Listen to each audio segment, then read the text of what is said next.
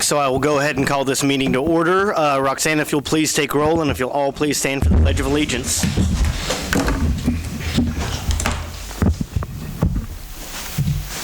I pledge allegiance to the flag of the United States of America.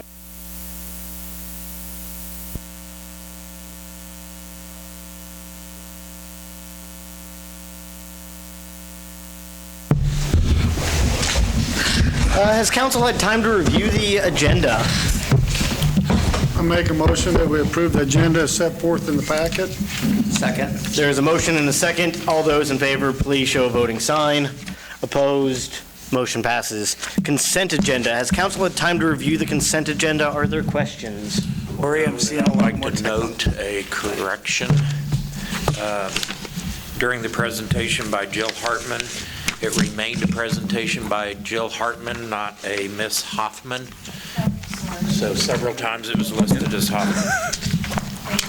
You bet.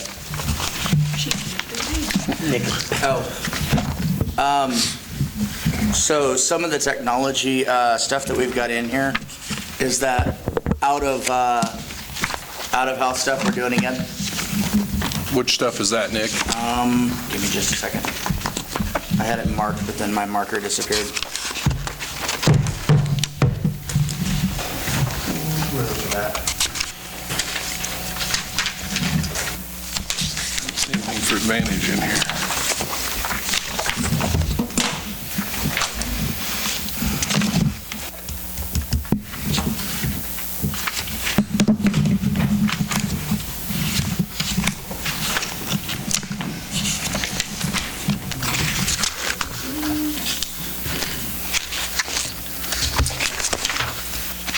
I am not able to find it. I'll get back to you on that one. Okay, shoot me an email, Nick. Okay. Are there any other questions? Can I get a motion to approve the consent agenda as amended because... Make a motion to approve the consent agenda as amended. There's a motion and a second to approve the consent agenda as amended. Remember, the amendments is a friendly one of just changing Hoffman to Hartman in the minutes. All those in favor, please show a voting sign. Opposed, motion passes. Item A, roundtable on Thrive and economic development. Corey, do you have anything to start? No, I don't have anything. Just Mayor and Council, Lissa Regier with Thrive Allen County is here to give an update on economic development and the happenings recently. Good evening, Mayor Wells, City Council members, and City staff. Thank you for the opportunity to speak with you tonight on behalf of Thrive Allen County and the economic development work we have accomplished in Iola over the past year. For those who don't know me, my name is Lissa Regier. In April of last year, I became the CEO of Thrive. I spent the first several months in my new position evaluating our current services and programs, focusing on what worked well and where we needed to improve. This included reaching out to our economic development partners in July of last year to begin conversations on where we could improve and changes they would like to see made. With information provided by the City of Iola, Allen County Government, and Iola Industries, I began to move forward and implement changes. Over the past 6 months, staff and program transitions have occurred to align with feedback from our partners. This past December, I temporarily took over responsibilities for our Economic Development Department while we began the search for a new Economic Development Manager. During this time, I have worked with our partners to increase communication, collaboration, and transparency. Since these transitions have begun, I have received positive feedback from our partners about the changes. I appreciated the chance to meet with several of you about our goals and communication strategies for the future. However, through these conversations, I have become aware that key information about economic development has not always made its way back to you. I apologize for this breakdown, and we will do better. The Economic Development Advisory Committee was originally created to bring all of our partners to the table. We meet monthly, and I consider them my working board. The committee currently consists of Corey Shenstock and Steve French, Bruce Symes, David Lee, Jerry Dreer, and the gentleman joining me tonight, Larry Manus, Cole Hurd, and John Masterson. Sorry, Cole Herder. Sorry, Cole. Iola City Council has always had a seat on this committee But when I started to lead these meetings in December, it became apparent that the council seat was vacant. After bringing this up with Corey and Sid, Steve was nominated and accepted the position. I have also asked Mayor Wells to nominate a backup or two for this position so that the council still has a presence even if Steve is unable to attend the meetings. When I think about this past year, there are several big and small wins I want to share with you. Our two biggest wins being the retention of Trameck and the expansion of Russell Stover Chocolates. 5 years ago, we led a group to Russell Stover's headquarters in Kansas City to discuss the Iola facility. We discussed what we could do to ensure they stayed, what needed to happen to create growth and expansion, and what barriers they were encountering. That meeting led to Iola Industries selling their 80-acre tract of land west of Russell Stover to the city of Iola. They then turned around and purchased the Patterson land to the east of the Russell Stover building and sold that land at a loss to Russell Stover to facilitate the possible expansion of the plant. I share that backstory because economic development is a long game. Sometimes it takes years of behind-the-scenes work before the public sees anything. This year, we saw the fruits of our labor with this particular project. In January, Russell Stover announced the closure of their Montrose, Colorado facility, with those jobs moving to its remaining 3 plants, including Iola. Originally, we were slated to transition jobs from Colorado to Iola during 2021.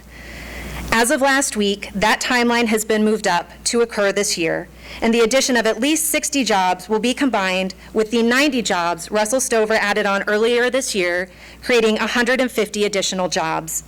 Russell Stover has also invested in a multi-million-dollar piece of equipment for our Iola plant recently, showing continued commitment and investment. Iola will now be the sole facility for production of Russell Stover's marshmallow products, as well as #1 in sugar-free production.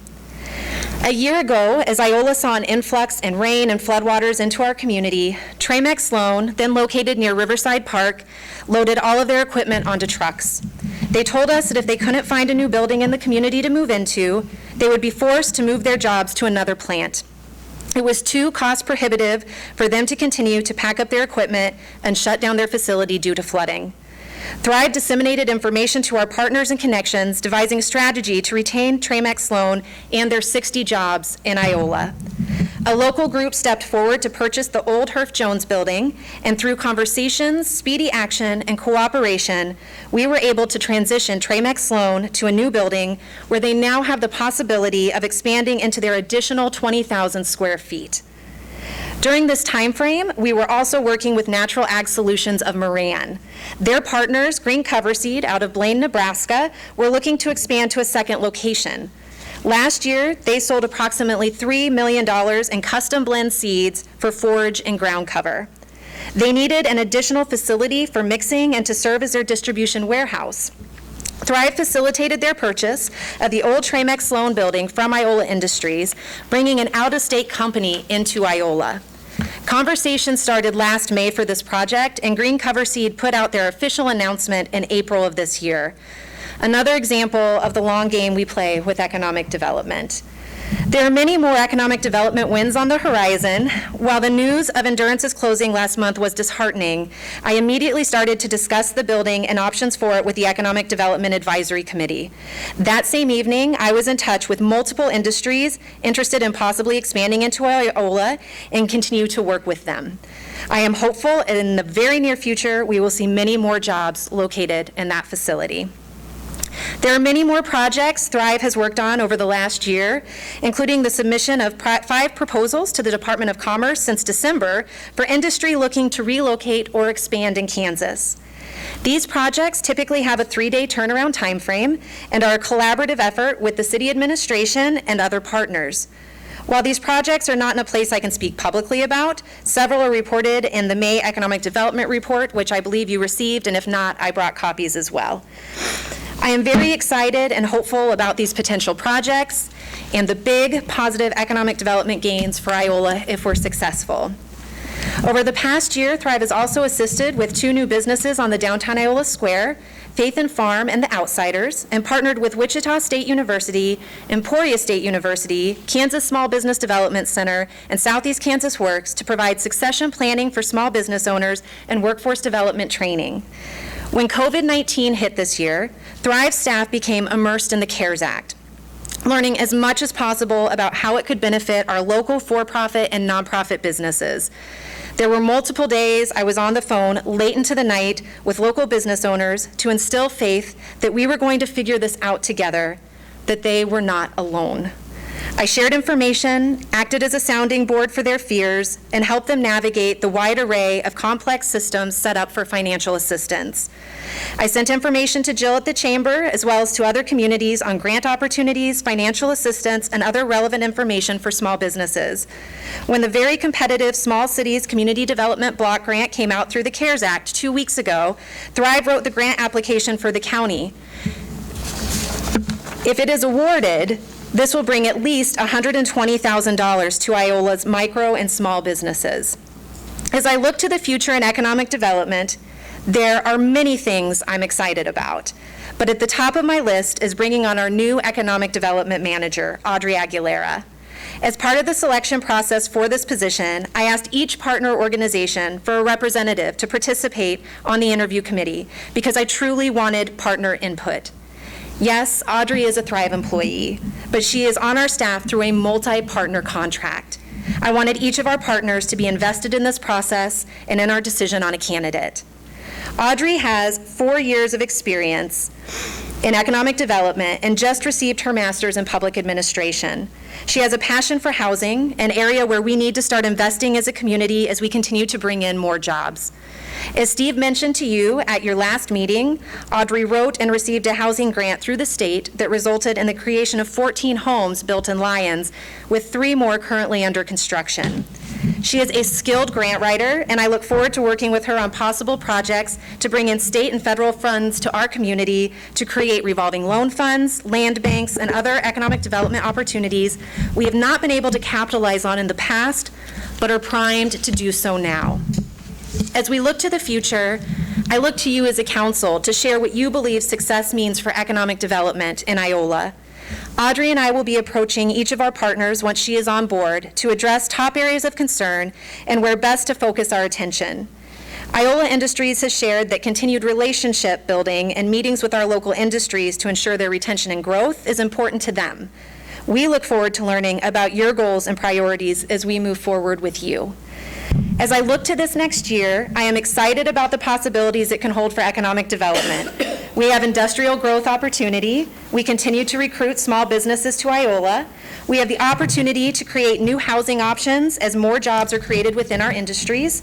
We have begun to develop a model for public transportation system for residents. We will continue seeking state and federal funding to assist local businesses, and we remain steadfast in our commitment to collaborate with our partners on new opportunities.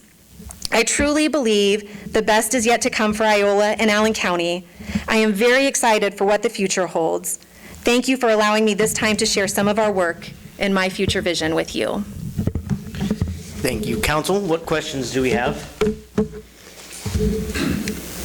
When does the new call start? July 6th. Okay, all right. Would you say that, without being able to disclose where you're at in the process, that housing is an immediate concern? Yes, I would say that housing is an immediate concern. I would say housing has been a concern. It has for been, some time yes, there. yes. I mean, and just from sitting here for so long, we know that housing is an issue, and in order to attract those new businesses, we need housing. Our schools were also an issue. That issue is now being addressed. And once you have new schools and you're bringing in new businesses, you have to have houses that are affordable for those working people to move into. So, Carl? You said that you've been CEO since April 2019. What kind of changes do you anticipate in relations between the county, city, and Iola industry? So, and that's one thing that apparently I missed when I was talking to you, so I apologize. One of the things that I've been able to speak with many about is looking forward to new models. So we've had this model of economic development for quite a few years now, and I think what we need to start looking at as a community is how to involve more partners. And so who I look to is Montgomery County, and they have the Montgomery County Action Council that's been in existence since 1983. And they are a mix of public-private members. And so you're talking about municipalities, you're talking about county government, banks, industry, retail, that come together because they all understand that economic growth is beneficial for all of them. So what I'd like to see moving forward, Carl, is more municipalities involved, more partners at the table, period, because one of the things I know when I look across our region is that all of our surrounding communities put in at the very least $100,000 in economic development. Anderson County is 105, Neosho's over 120, and Bourbon is way over 280. And so I look at our 60,000, and that creates a position, but it doesn't create a program. And so one of the things that we have been doing at Thrive is looking at grant opportunities like the revolving loan funds and land banks that we could bring funding into the community that's there, CDBGs, community development block grants for housing, funds that are available, but we just haven't been able to take part in. And I think we are now at that place, both with Audrey and with my Director of Development, Jessica Thompson. We are primed to start getting these grants into the community and creating an actual program instead of a position. So I'm looking at expanding as much as possible, and that's one of the things I'd like to do over the next year is start having these conversations with you guys, with the county, with Iola Industries, with other municipalities about what it would look like to grow this program. So you mentioned a few of the areas that you were going to emphasize: housing, public transportation. I didn't write down the others, but where do you see the boundary between, in responsibility between what a city and a county does versus what Thrive is pursuing? So Thrive typically works more on health and wellness, but we look at health as community aspect wide. So we look at fiscal health, we look at economic health. There is definitely an intermingling in that, but that is one of the reasons that when Audrey comes on, I truly want us sitting down with each partner and saying, what are your priorities? Because as part of the contract, we should be asking you what success is and what your priorities are. And one of the things I thought about is really sitting down with each of you again, with Audrey, and having you give, your top 3 to 5 priorities, and we can aggregate those and come back to you as a group and say, this is what we came up with. Does this fit for what you guys are looking for?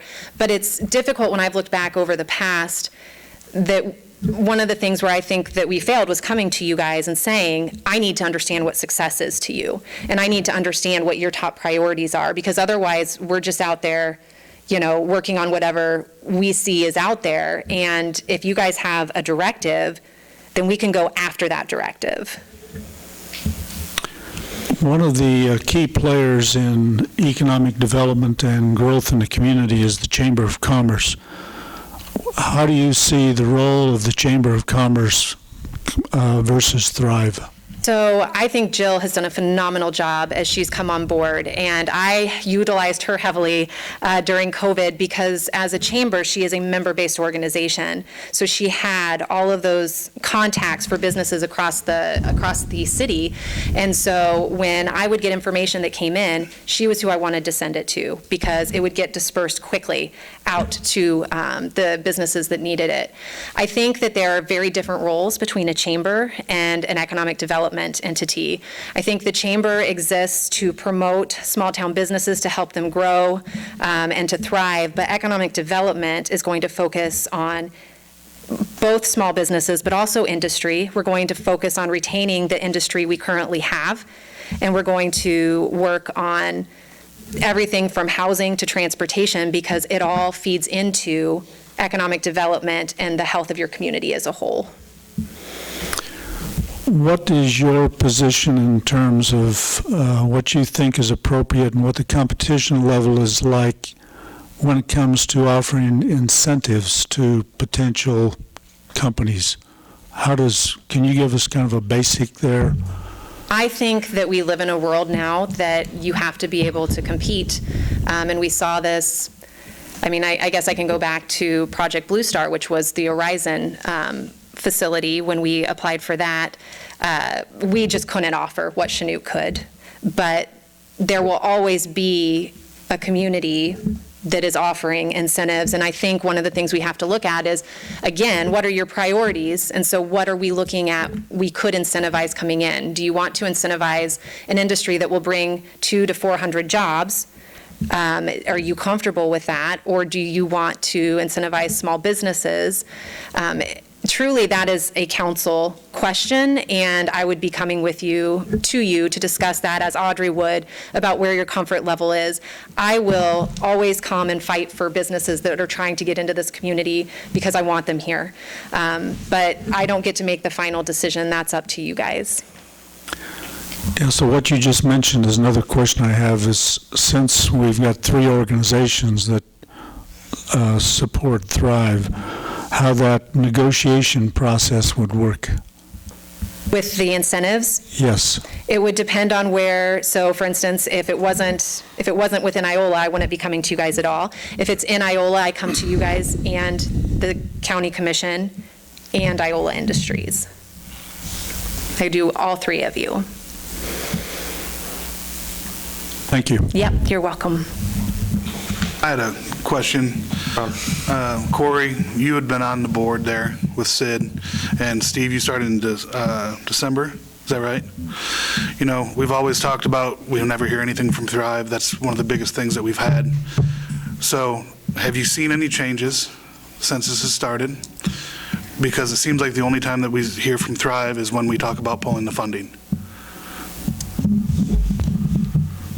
Well, let's don't lose sight of what they did do. They may not have came and told us that they retained the green cover. Got green cover here. I don't know where in the game you guys talked about pulling funding. I know they've had, the director is no longer there, so whatever created the absence, and then with Leslie stepping up, there is going to be somewhat of a lag. I know there's been mention on this council before that, you know, what's happening in Iola. You hear about Moran and Humboldt, and I guess that's one of the unique things about this being a partnership with the county, Iola Industries, and Iola. It's not going to be economic development just for Iola, but what we have to think is outside the box. If Klein Tool Building sells and creates 400 jobs, where are they going to do their shopping at for big items? They're going to come to Iola. Has there been a lag? Has there been a threat to cut funding? Sure. Is that reality? I'm excited for what's coming down the pike. I mean, interviewing Aubrey and talking about this new model, she's already been doing it, a lot of that. I think we're going to see a much more visual, like Jill said, she would like to be more on a street front. She'd like to be more visual, but she's much more visual in a hidden office than when the chamber was over visual. I think we're going to see changes. I really do. I think we're going to be very pleased with what's coming down the pike. You talk about housing. She's on top of that. She knows how to get the funding and working with individuals. And from what I heard, she really didn't have to seek much incentives from the city, but rather she wrote grants and went with contractors that gave cities and city tax dollars breaks. So speaking from where we were and where we're going, I see a big change. I do. And I guess I know you had to leave early that night when we did the strategic planning meeting. Yes. We had a consensus that night, I believe, that we were going to draft a letter to Thrive that we were going to get rid of their service. Right? That's. Yeah, well, from what I recall of that meeting, Ron, is that was a planning session that, yes, that was going to be discussed during the budget process. Mm-hmm. I don't think we were going to draft a letter at that point, or at least that wasn't the direction I felt Sid and I got that night. I think that was a discussion we were going to have during budget process. I could be. And I think that discussion, that we're still going to have discussion about the funding levels right during the budget. This is an update on that. No, that's fine, but that when we went away from that meeting, that was what I had gotten out of that meeting was that we had the consensus that we were going to draft the letter. Well, I just know after I had my meeting with Ms. Regier the other day, honestly, I was one of the ones outspoken on doing away with the funding for Thrives. I'm not going to hide it. I made that statement. I got a lot of bad texts and emails about it, Facebook blowing up about it. But after I had that meeting the other night, I really feel comfortable with the way things are going now than before. And I let Ms. Regier know my feelings on why I thought that. And like I told her, one of the biggest things was the council was, the only time we seen Thrives is like when Ron said, around budget time. We never heard from them. And I let her know that I felt that for me, and I'm not speaking for the council, that if we had more communications with Thrive up during the year, that would make everybody feel a little more at ease as far as what they're doing.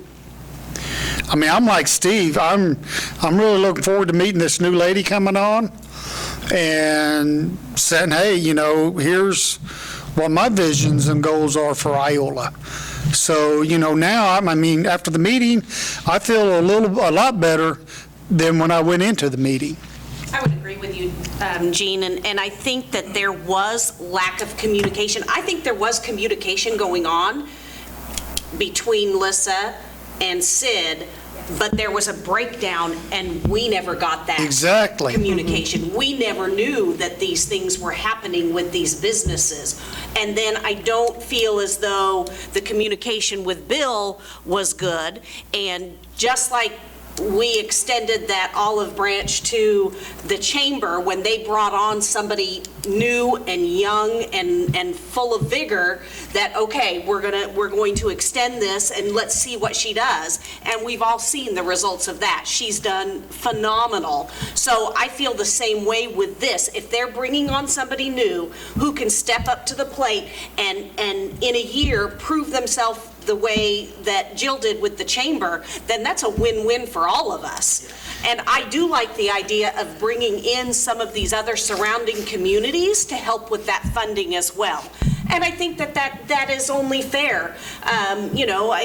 Moran got a new workout center, and things have happened in other communities. And I think that it would be good for those other communities to also pitch into that. Let's get some funding coming from those other places to help fund this economic development, because it is for the entire county.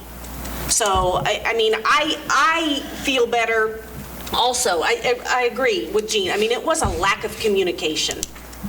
There was a breakdown. And it's just like I told Leslie in our meeting, on the communications, I'm not putting the blame on Thrive. I'm not putting the blame on the city. What I'm saying is somewhere in that chain of command and the line of communications, the line got cut. Yep. And I just felt like us as a city council wasn't keeping informed, and I said this to the chamber too, that we wasn't keeping informed. And if I remember right, when Dave and Bill come to us one time before, we said the same thing, and they said, well, we will make sure the communications were there. Well, like I told Leslie, it was City Hall and her was communicating, and somehow it was getting broke down. And I don't care if, like I told her, I don't care if as a council we get a mass email, every 2 or 3 months that's saying, hey, this project we're working on is still ongoing. Then in a couple of months, well, no update. At least there's that communications backwards and forth between us, that if we have any questions, we can shoot her an email back. That's all I'm asking for. Well, and also Audrey will be coming to at least one city council meeting a month. She'll also be attending a county commission meeting as well. So she'll be here, and that way, if you guys want to ask her questions that she can talk about in public, you can do that. Otherwise, if you need to pull her in to talk about projects that we have ongoing that we can't talk about publicly, you can do that as well. I have a quick question for you. Yes, Nick. And this is, as a new member of the council, and during our meeting, I said this. I came in with the idea that I knew Thrive had either you liked Thrive or you didn't. There wasn't a whole lot of in between. But my question to you is, and I don't know whether you can share this or not, but in the time that Thrive has been here, do you know what the dollar for dollar, what Thrive has brought in versus what Thrive has paid out in terms of grants and bringing stuff into the community? I don't know that, but I can find it for you. I know at one point we had it, and it is quite a bit of funding that has come into the community. Nick, let me look into that, and I'll get it to you. Okay. I'd like to see that too. Yeah, I will make sure you guys have that. That to me is where it gets lost. I mean, don't get me wrong, the communication is important. Those areas are important. But having sat down with you and gone over the numbers and looked at that stuff, it's like for what we contribute based on surrounding counties and what we're getting for what we're contributing, it's crazy. I think it was it Anderson County or was it Chanute that contributes almost $120,000 a year Chanute does to that. economic development versus what we're contributing? It's crazy. Yeah.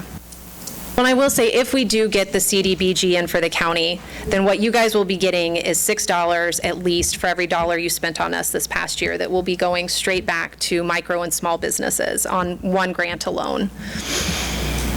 6-1, so it's And I up to might me. add that Aubrey was very aware that funding might not exist beyond Yes. December, that there's some concern, and she didn't shy away from the position. And I mean, she's the one that really brought up and offered the importance of communication and getting with the different partners and attending meetings and reaching out. So, you know, she has to prove herself like anybody in a new position, but I really think we're going to be pleased with her energy and her ability to reach out to all the partners, not just us. But like I said, there was brutal honesty, and it didn't scare her away, so that tells me a lot about her right then and there. Well, that's what I said. We were ready to give up on the chamber Sure. a year ago. We were ready, I mean, we were all ready. But, you know, they brought on somebody new, and we wanted to give that person the opportunity to prove us wrong, and boy, did she. So, you know, I'd like to extend that same opportunity. With the, I'd like to extend the opportunity for Ms. O'Gear and Aubrey to present themselves, you know, feast or famine. Well, one comment about the funding, even though this discussion was not to be about funding, when we compare ourselves with other cities or counties, you got to keep in mind that Chanute has twice the population and a bigger budget, so logically they would spend more money on economic development. I understand that. I just meant it in the sense that looking at the investment and things like that, I mean, it's kind of the idea you got to spend money to make money. You know, all it takes to turn around a bad moment is bringing community partners together and, you know, making that effort to reach out and be like, okay, we're going to take a chance on X. I mean, there's a lot of stuff that I know prior to my time came before the council that the council passed on that could have been a great opportunity. And now that I'm on the council, I want to make sure that, you know, whenever those opportunities show up, that I'm doing what's in the best interest of the citizens and sitting down and discussing what the other communities are doing and getting to see kind of the way they're working. And you talked about the action committee. I mean, to me, that's kind of a revolutionary idea. You know, you've got all these groups that get together that all understand that, you know, the best thing that they can do for the community is to grow that community together. And I really think that that's something special whenever you get a community that's there. And it kind of instills a sense of pride. You know, you don't have the idea that, you know, it's Thrive versus the Chamber versus Iola Industries versus this. You can really look at it and go, okay, Iola's our community, and we're going to do what it takes to make sure that in 50 to 100 years, Iola is somewhere that people don't look at it and go, oh, well, there's that one town that used to be there. That's Iola. I think I've mentioned this the first time I was on the city council, that, talking about other cities and what they're doing. I think I mentioned this one time before, but, I don't know, and we got Mr. Herder here from Humboldt. He might want to chime in on this. What I would like to see, if there's any way it can be done, is, like the Iola City Council and the Humboldt City Council get together and have a session. Yeah. Talk about what we're doing. Cole, talk about what's going on down there. And then, get with Chanute. Yes. And, Iola and Humboldt go to Chanute, and talk about what they're doing different, what we're doing, and see if, bringing in different partners and collaborating, if we can't find out what Mr. Herder's doing in Humboldt that we're not doing here. Exactly. Or what Chanute's doing that we're not doing, that would help, help out all the cities. Exactly. I mean, Southeast Hold on. Kansas. Ron's been, No, when you'd said that, everybody had kind of been against everybody, that's been the problem in the past, is that there's been Thrive, there's been Iola Industries, and then there's been the Chamber, and they all have the same goal in mind, but everybody wants credit for it. And that's the problem, is everybody wants to have the credit for it. And until that all goes away, nothing will ever work. Well, I think everybody can have, if a project is achieved, nothing says that, just because, I'll use the recent example that you had, where they loaded up the stuff and they were ready to leave the community if they couldn't find it. The fact that they stayed here wasn't an achievement for just Thrive. It was an achievement for everybody that brought that together. Everybody wants to pat themselves on the back and go, yeah, we did this. And at the end of the day, if something's achieved, it's not one person that stands up and goes, well, look what I did. Everybody needs to be able to pat each other on the back and go, we did this together. I agree. I think we're digressing a bit here. I agree. But that's not how it was. No, I agree. I think we're digressing a bit here. Council, what other questions do you have? No, I would just say I would applaud the working relationship that Lissa has with the chamber now. They are working well together, so thank you. Are there any further questions here? Got one. I like the way it's going, but where do you see this labor force coming from without hurting the businesses we already have here? It's a really good question, Mark, and I think that's one of the reasons why housing is such an important issue currently, is we need to be able to bring people into our community. There was a time when Gates pulled from more than 13 counties. We talked about that when you and I met. So we are going to have to continue to attract people into our community who will work on these jobs. And I will say, especially when I look at Russell Stover right now, they very purposely, met with their employees and tried to figure out what are better working hours, what are better working conditions for you. And so now, instead of just 4 days a week, 10-hour days, they've got 3 days a week at 12-hour days so that they can have 3 days on and 4 days off. And so I think as they continue to, and I know they are continuing to figure out ways to create a healthier workforce and a more vibrant workforce and people who truly want to stay on and work there, the more that our industries continue to work like that, the easier it will be for us to bring in labor for these industries, because they have to be places that people want to work. Any further questions or comments? Thank you. Thank you, guys. I really appreciate being able to Thank speak you. with you tonight.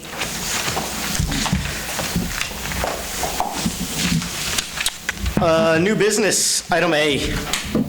Yes, Mayor Wells, council members, enclosed in your packet for review and consideration is the site plan for the new Iola High School STEM building.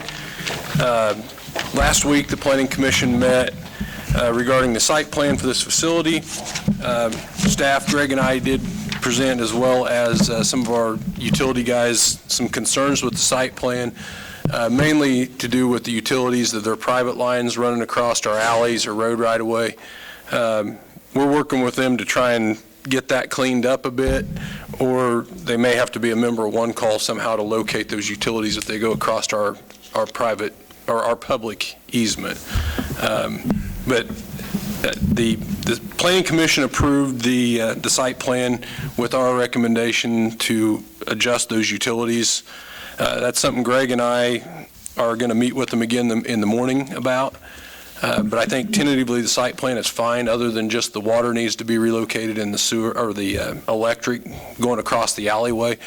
The Board of Zoning Appeals met last week as well and granted the variance for the setbacks for the front and rear yard, which, Greg, was that what, 5 foot, they additional roughly? 5 feet on the front, 5 feet on the Just to help the building fit in there. So it's a pretty tight spot they're trying to fit that structure in anyhow. I mean, the site plan, obviously, from staff's perspective, we had some concerns with the stormwater runoff at that facility. They're doing some improvements to that, and we did require them to have a stormwater utility runoff study, and they provided that to us. We farmed that out to BG Engineering at Emporia to review it, and they made some modifications after our recommendations, and they tell us it'll work. So, I mean, I'll be honest with you, staff still has some concerns that storm box will handle that water, but the engineer signed off and stamped it and said it won't, so.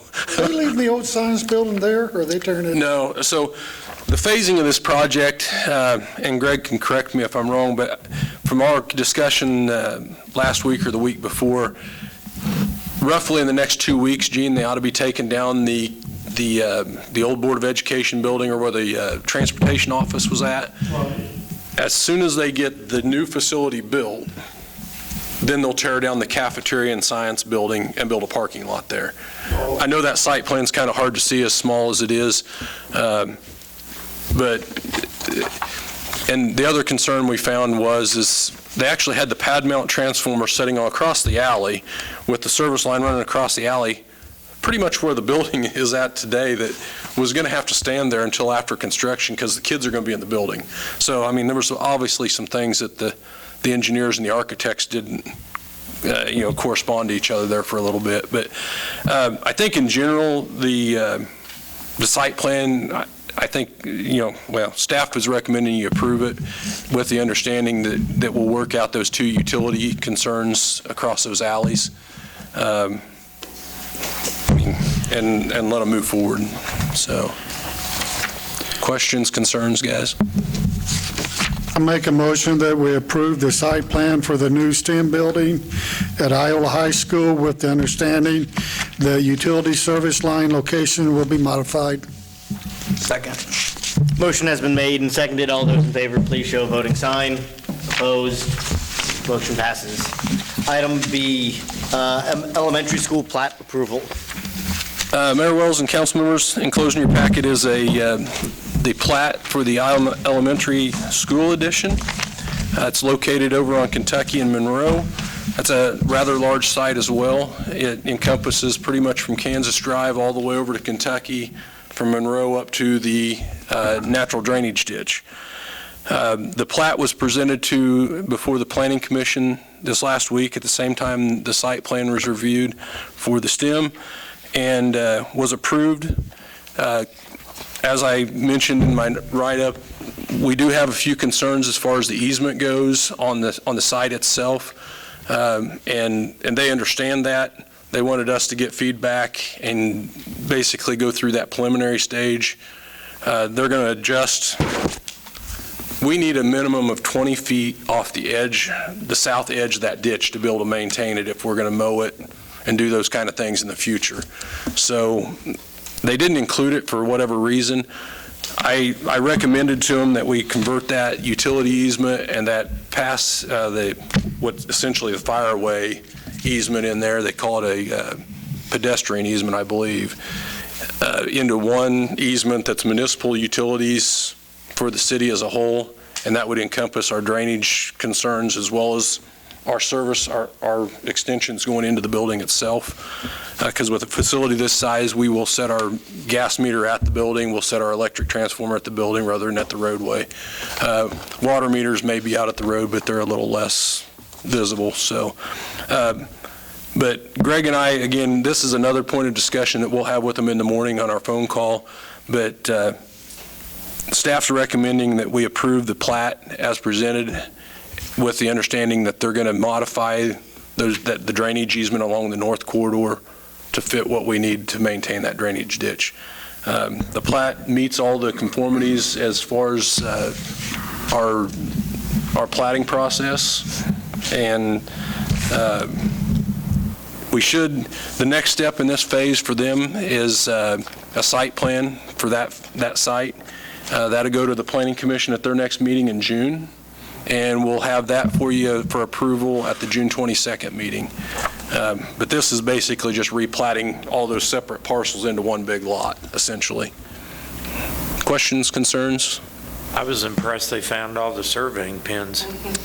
Found all the what? Surveying pins. Yeah. Pretty impressive. Well, yeah, that pretty extensive in there.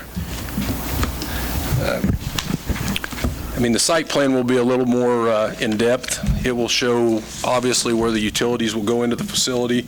It'll show the facility itself on that, similar to what the plat looks like.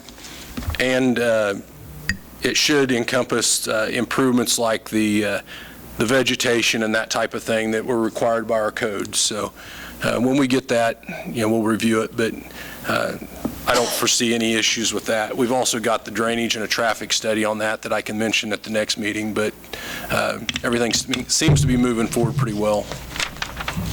And we're seeking approval of the plat and authorize the mayor's signatures or the necessary signatures as we get the final version. I'd be glad to make a motion here. I'd like to change the wording just a little bit. Make a motion to approve the Iola Elementary School addition plat with a stipulation, instead of understanding, that the easements will be modified to meet city staff recommendations and authorize the necessary signatures.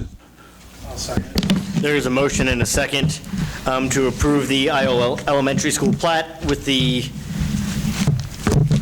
stipulation that the easements will be modified. All those in favor, please show a voting sign. Opposed, motion passes. Council and administrator reports. Nancy, why don't we start with you? Few things.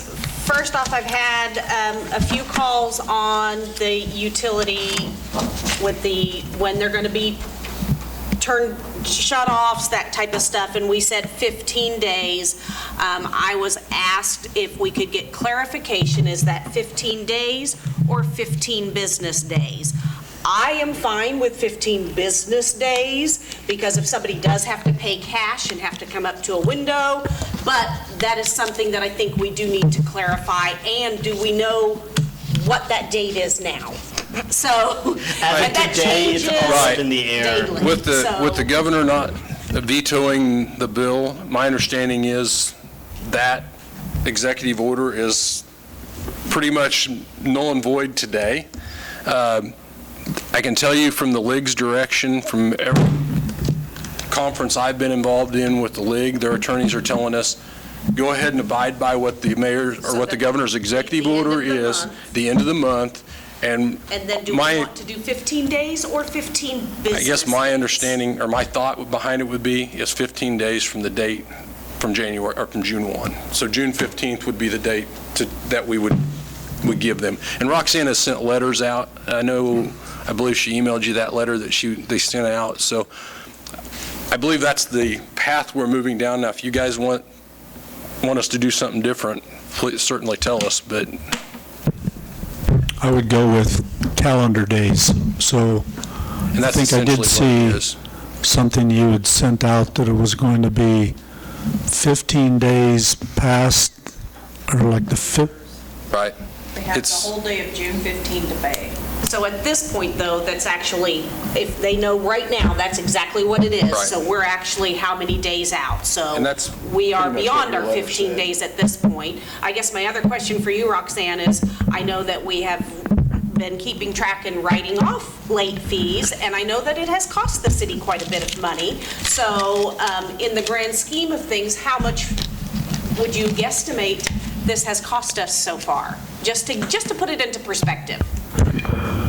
So far, and we have another write-off tomorrow, we've written off right under $20,000. All right.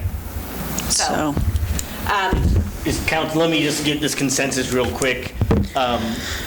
Council, Ron, 15 calendar days. Calendar days. Yeah, that's fine. I mean, I was leaning toward business days, but that's fine. I know. Just so that we've got, And you guys are good with from the May 31st date, correct? Yes. Okay, my other question was now on playground. I had a mom ask me about the all-inclusive playground so are our playgrounds open again? And are we going to put that, because there have been Right. people on them, obviously. Right, You're and not that's gonna- hard to control. Yes. Right now, we still have the playgrounds signed. We obviously don't have the materials to fence all that equipment off Right. at those locations. Berkeley still has these signs posted. Every city's doing it a little different, I guess. I was kind of targeting the July 1st timeframe to really open things back up. That's really when the rec ball's going to start. That's probably when the pool's going to open. That's when we're going to open these facilities back up to rentals. But if somebody wanted to bring their children to play, it's It's kind at their of own risk, essentially, Sanitize right. yourself, that type of stuff. Yes. The other thing was, I've had a lot of people comment that they really like having our meetings on Facebook Live instead of having to go to the YouTube channel, and requesting that this continues even after our meetings open back up, that we continue posting the meetings on Facebook Live. we'll look into it. We need a better mic system for that. I'm getting a text or two saying they Right, I can't did hear too. us today. Okay. I mean, we can do that, just understand that we're bringing a staff member down here that we're either going to pay them overtime or flex their time out. Right. So, I mean, there's going to be a cost associated with that. I just want to make that aware. But I think it's just something people have. Right. Because it's access and it's right there and they're all on Right. Facebook. And it stays on Facebook for Yes. a while. And nobody's on Cox anymore, essentially. So, Yeah. that's all I have. Steve? I have a couple of situations. One, the individual on the solar energy is still wanting information, calls me approximately weekly, and I know you're looking into that, and I've I did send you assured him we guys, are. I did send you guys an email with what Scott presented, and I don't have that with me, I apologize, but essentially, if we're going to do that, we need to set up 2 meters. I can tell you that situation, the meter is set up to do net metering. I advised him to call the provider because I don't think he's even getting remotely close to producing what power he would to get it actually to make our meter stop at this point. Do we have an ordinance or anything? Was that pre-approved? Do we have an Solar ordinance on the fields? solar? Or is that something that we do need to address? Individual solar fields and windmills and alternative powers are allowed. We just don't recognize net metering or the purchase buyback type option. And Scott will tell you there are some ordinances out there that we can put in place to help safeguard this, because we obviously don't want a bunch of people going out and putting those in, Right. I just don't want to be behind the 8 ball. if because it more will people cost do the this. other And- consumers in the long And run this with that. individual acknowledges he was told that. He just is questioning now, why not? Sure. Why wouldn't Right. you buy it back? Yeah. He wants, so. Sure. And I agree, we need to either have it as an ordinance, because the balloon effect, if everybody wants to get meters. Yes, I think that, solar, I support that also, that we should put in something in our ordinance to Exactly. address. I think Scott give has got guidelines. a general one that some other communities Yeah, have because used. there's others that we could just copy and, Right. Yeah. I'll get with Scott and see if we can't get a draft. together. there's no restriction among cities of plagiarizing their ordinances. That's why we share. Listservs are great. The second matter also deals with utilities. Individual made contact, and he's upset that he purchased a house through a sheriff's auction, and upon doing so, did his research about what debts rode on the property, and learned about back taxes, et cetera, and made the purchase at the sheriff's sale. And then he came in to get utilities in his name, said, hold on, we can't give you utilities because the previous owner has a bill, so you have to pay the previous owner's bill. And what upset him was, through the title search and everything else, there was nothing indicating that there was another debt. And so I realize we're a business. I realize we want to collect past due utilities however we can, but is there a better way to do it? Do we need to file a formalized injunction, or whatever you call it, where we put something on the deed to show that there's a debt? And this is actually twice I've been contacted on this. Discussed this before, when you were on the council before? I'm sure that's when it was, because this has happened before. Villagers are very well aware of it. It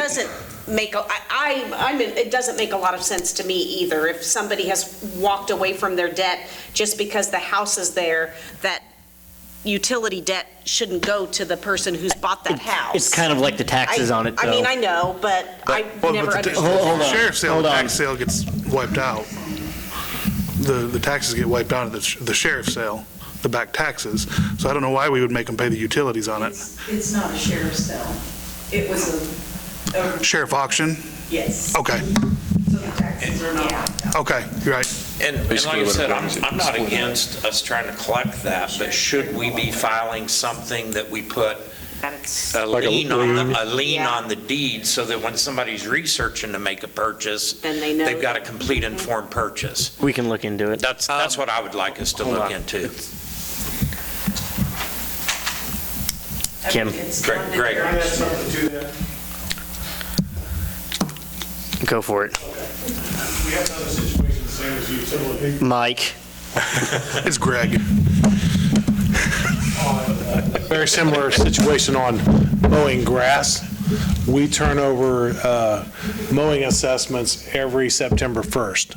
So after September 1st of 2019, if I had to mow a yard or had the city mow a yard, I don't assess it to the taxes until the next September. If somebody comes in and buys that house after January, anytime after, we've mowed it last fall, that still gets assessed to the taxes come that next September. And I've had situations where people buy the houses and then they find out, oh, I owe $200 to the city for mowing. We've got to have something in process where when they go to the title company or they go to a realtor, that realtor says, hey, you need to check and make sure that utilities are paid on that house. Or the realtors do that. I don't really care who. Realtors do. Yeah, they know. The sheriff's well aware of it, But, yeah. We're digressing here again. Kim. I've had people Or, ask Steve, me, was that the end of it? Is that the last you had? Do you have anything else? Yeah, just would like us to look into Okay. it and see what we can do to try to make it more notification before the purchase is made. okay, are we going to open the pool? Are we not going to open the pool? And when are we going to open the pool? And how are we going to find workers to work a month at the pool? I've had all these people. That is I a don't know. challenge. Our intent is to open the pool. Jason's working right now on securing lifeguards. My only question is how much availability is the pool going to be? I mean, it's going to be limited based on the staff we can hire. Because a lot of our summer kids have already went out and got jobs at Walmart or got jobs at Sonic, wherever else. Right. And I do think that Jason's got a handful of kids that are ready to work. So I think he's going to put out another week this week of applications to see if we can garner some more. And we're waiting on a date to get scheduled to do lifeguard certifications in Fort Scott.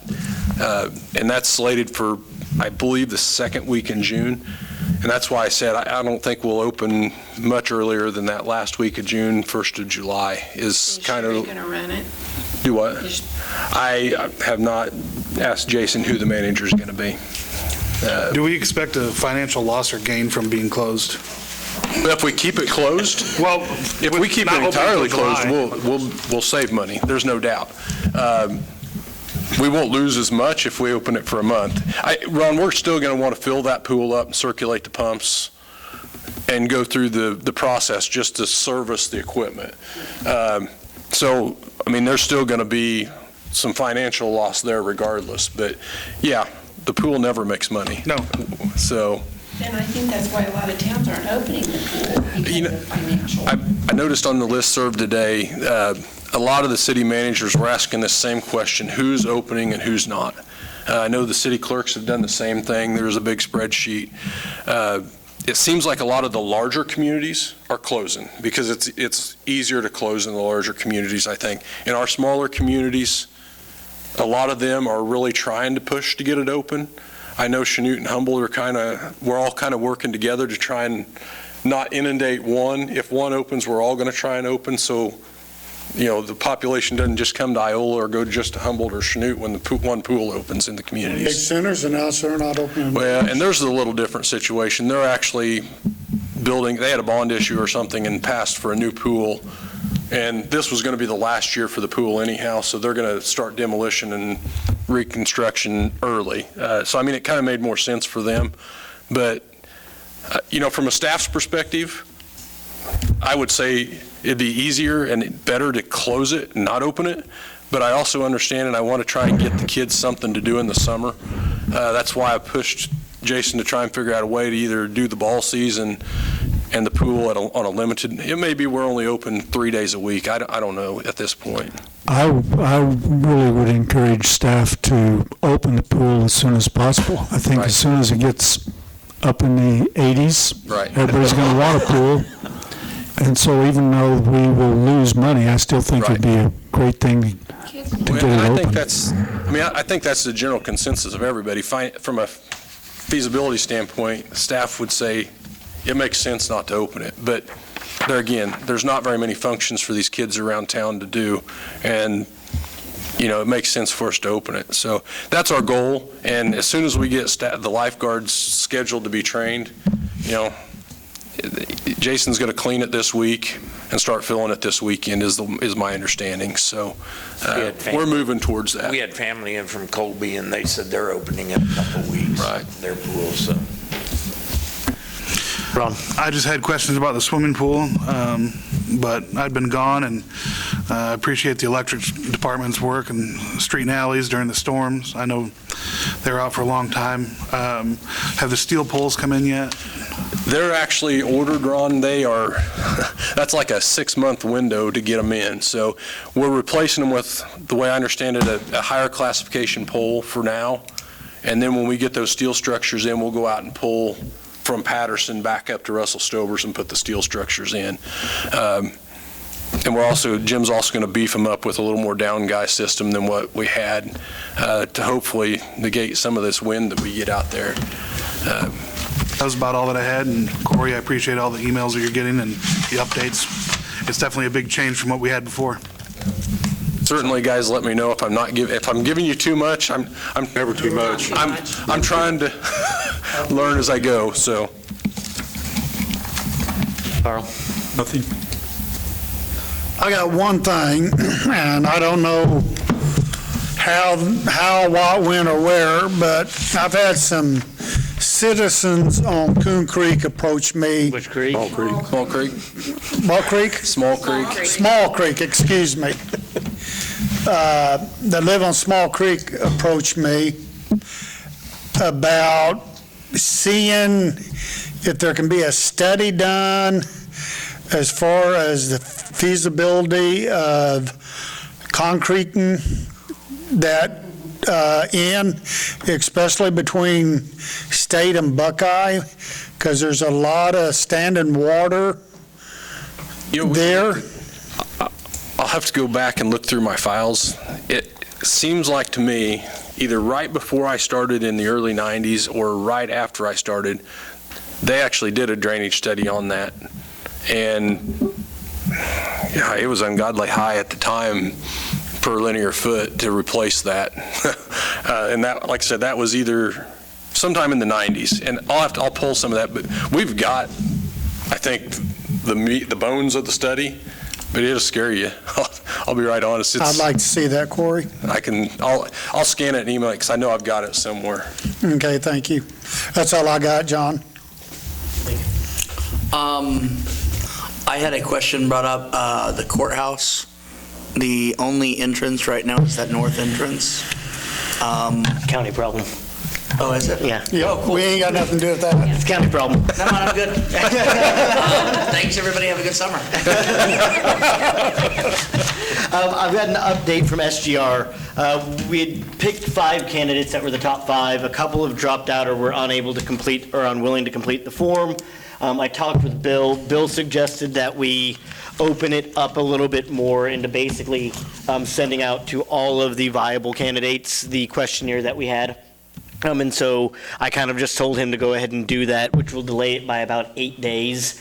What this means, though, we will get probably between 6 and 8 candidate packets back and interviews back for us to review to decide if we want to go to the next phase. The reason why we went that way, because this way we've gone through basically all the viable candidates that we had that turned things in, that met, any basic qualifications that SGR went through their metrics. If we don't like any of these 6 or 8 candidates that get back, we know the next step is reopening the entire thing. And that way, otherwise, we could go through the process of, we like a candidate, 2 candidates, we interview them, we don't like the actual interviews that we do ourselves, then we'd have to go back to that pool. This way, we're just doing it all at once. And we'll have a little bit broader of a field there. 2, we've talked a bit, and I had talked with a couple of you about backups for the economic development, or the economic committee. Both Nancy and Mark have expressed interest, is that correct? Okay. If the 3 of you want to be backups, I'm not going to say a first backup, second backup, just send, like Steve, if you can't make it, send an email, and then you guys can fight over the privilege of going to another meeting.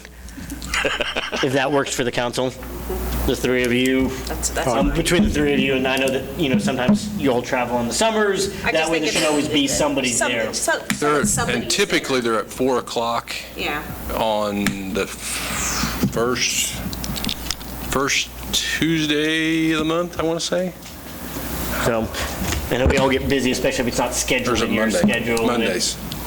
So Steve, if you'll just let the 3 of them know if you can't make it, and then one of the 3 of you guys respond and take it. Other than that, we will be starting public comments again as we move into phase 3. Probably at the next meeting, we'll open back up. We will probably leave the seating a little bit farther out for us and the chairs farther out, but we're looking to do public comments again at the next meeting. Would be the plan. We'll see what happens. It's always a new day with the legislature and the governor and the plan, so things can change. Right. Just a couple things, guys, and we'll get out of here. The wage study for the rest of the other departments, I know that's something that Carla and I owe you moving forward.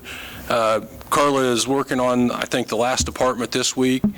I'm going to go over those with her next week, and then my intent is to bring you guys that at the June 8 meeting to mull over.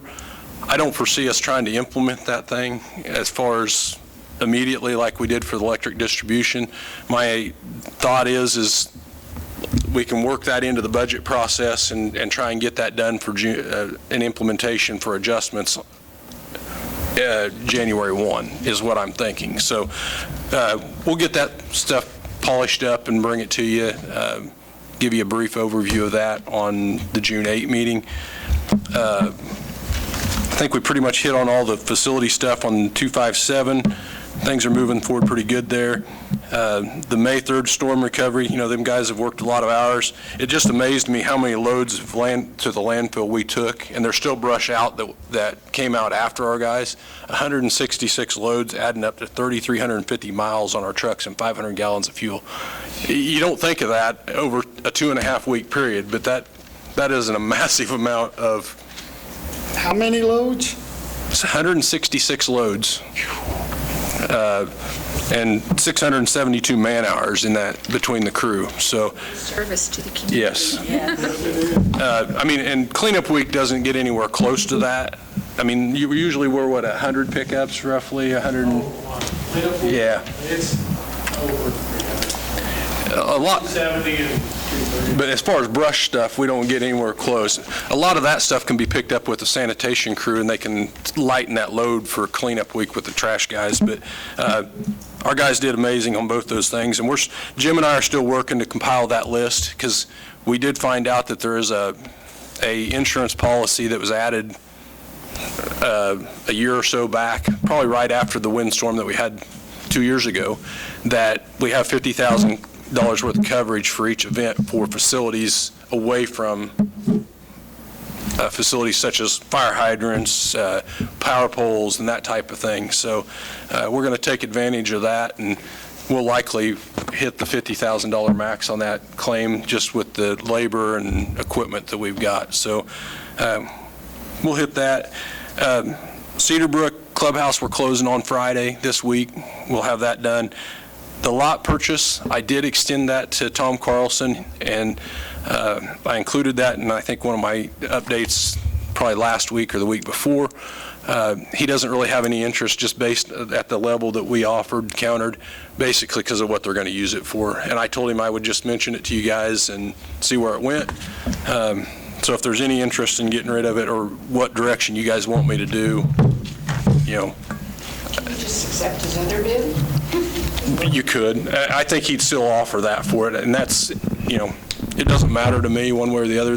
Honestly, the lot up there, we could list it and see what we could get for it, but, you know. I think in the future that when it comes to things like this, we need to follow our purchasing policy, and it should be an open competition. I think advertised through a realtor, not just make an offer policy to doesn't one. say realtor. Well, we did advertise and list it. I want to make that clear. And it was, I mean, it was listed through our web and through those things. But yeah, I mean, but it wasn't. It paid off in this instance with the clubhouse, that's for certain. But any comments or concern on the lot? Because I can certainly go back to him. If it's a moot point, we'll move on. I'd say if you, I don't want to, no. I'd say if he's still willing to. I think we're out of order Right. on this one. I bring it back. I mean, if you guys are interested, I'll bring it back to you guys at the next meeting. I'll check with him and see if he's still willing to offer that, and then I'll bring it back. It was $1,000. Correct. I mean, we're out of order on that discussion. right. The pool we've already touched on. Rotary recycling, since we're going to open the meeting up, we'll have some of the representatives from Rotary and Steve Strickler here to visit about that. That 90-day window has been up for a couple months, and we just, with COVID, we pushed that back. So I did want to make a comment on that. I've seen them out all the time collecting, usually Saturdays, but I also have noticed quite a few cardboard in the road that keeps blowing out. So that might be something that we mentioned to them. And my plan is, City Hall is still closed right now to the public. The drive-thru is open. We'll open that fully up back on Monday, June 1. And then council meetings on June 8th fully. So that's all I got, Mayor. I make a motion that we adjourn for the evening. I'll second. There's a motion and a second. All those in favor, please show a voting sign. Opposed, motion passes. Was you gonna make that motion, Kim? When are we going to schedule the budget? Have a good time on your They're going to start June, July.